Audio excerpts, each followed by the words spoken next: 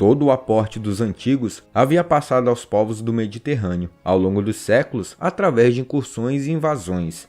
Um longo caminho seria percorrido, desde então, até que surgisse uma embarcação capaz de navegar longas distâncias, impulsionada exclusivamente pelo vento, que era a caravela.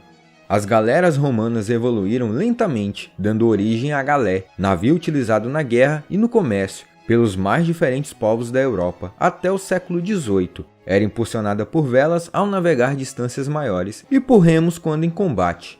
As primeiras tentativas de eliminar a necessidade de remos originaram no período da Reconquista, embarcações portuguesas semelhantes às barcas e barinéis, que mais tarde inspirariam a famosa caravela. As barcas eram navios de grande elevação acima da água, inspirados em modelos da Europa setentrional, servindo simultaneamente como embarcações de carga e transporte. Os barinéis eram navios à vela, bem maiores que as barcas, embora com elevação maior, possuindo 2 mastros de velas redondas, de inspiração mourisca ou italiana. Como navios de porte mais avantajado, substituíram satisfatoriamente as barcas nas primeiras explorações efetuadas em mares bravos. Entretanto, foi em uma barca que Gil Eanes dobrou o Cabo Bojador, em 1434. As barcas e barinéis não ultrapassavam 30 tonéis, que era a medida de peso da época. No caso, 1 tonel equivalia a 790 quilos, ou seja, a capacidade de carga era de 23,7 toneladas. Assim como outros navios de pequeno porte, ainda faziam uso ocasional de remos em manobras costeiras e na navegação fluvial, mas não tinham orifícios no casco para dar lugar aos remos. Pela altura da primeira metade do século XV, surgiu a caravela. Segundo alguns historiadores, ela teria aparecido antes, já no século XIII. Pode-se dizer que o novo tipo de barco era uma mistura de galés e suas variações, barcas, barinéis e embarcações de origem moura.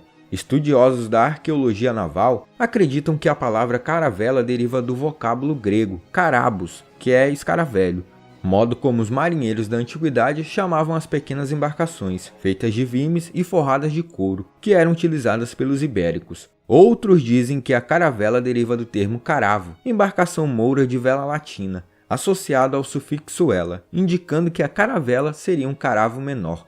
A grande inovação apresentada pelo desenvolvimento da caravela consistia na capacidade do barco de navegar à bolina, ou seja, com vento incidente lateralmente, percorrendo o mar em singraduras, zigue-zagues sucessivos para um lado e outro, o que permitia realizar manobras rápidas e ágeis e navegar tanto em alto mar como por via fluvial. O aparelho passou a ter mais 1 ou 2 mastros. As caravelas navegavam em média a 7 nós de velocidade, o equivalente a 13 km por hora.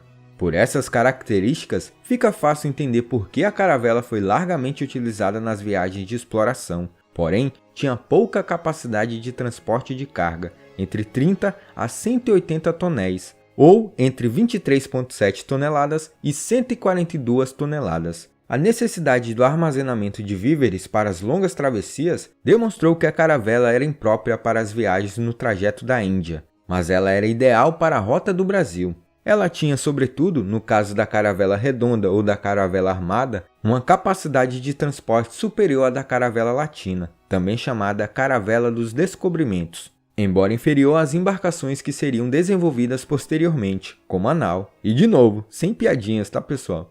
Independente da tonelagem, as caravelas exigiam uma tripulação reduzida, cerca de 20 homens, e não requeriam grandes quantidades de mantimentos. Foram usadas para além das viagens de exploração, no transporte de mercadorias e na navegação de cabotagem, até serem substituídas por embarcações mais avançadas.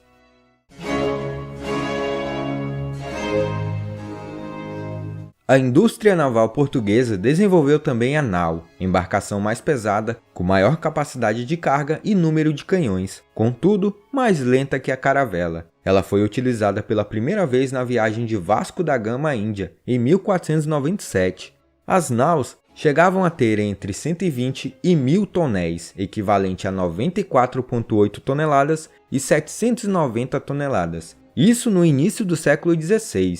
Na metade desse século, sua capacidade com casco reforçado era de 2.000 tonéis. Alguns cronistas da época gabavam-se de ser tão forte o casco de uma nau que a artilharia inimiga não poderia passar pela madeira. eram capacitadas para autodefesa e podiam transportar víveres e carga, soldados e passageiros. A tripulação poderia chegar a 120 marujos, comportando até 900 pessoas. Há controvérsias aqui, como apontaram no vídeo anterior sobre a higiene e os hábitos de alimentação dos navegadores.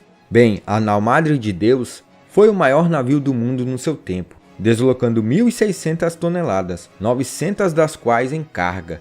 Construída na Ribeira das Naus, em Lisboa, em 1589, para a carreira da Índia, tinha 50 metros de comprimento e 14,5 metros de largura. Dispunha de 7 convéses e 32 canhões, entre outras armas, empregando uma tripulação de 600 a 700 homens. Em agosto de 1592, carregada de valiosíssimas mercadorias, de regresso a Lisboa na sua segunda viagem à Índia, foi atacada e capturada por uma frota inglesa de 6 navios ao longo dos Açores. A Madre de Deus constituiu um dos maiores saques da história. Dada a quantidade de equipagem necessária às manobras marítimas, as naus se mostraram ideais para a rota da Índia e acabaram adquirindo a função dupla, navio de transporte e embarcação militar. Diante do volume financeiro e dos recursos necessários à sua construção, a nau raramente foi utilizada por particulares, assumindo caracteristicamente uma conotação estatal, constituindo propriedade do rei de Portugal. Havia navios portugueses para 3 finalidades básicas, independentes ou somadas: exploração, marinha de guerra e comércio e transporte, de gente ou mercadoria. Em cada uma delas, a população embarcada variava de acordo com o tipo de navio.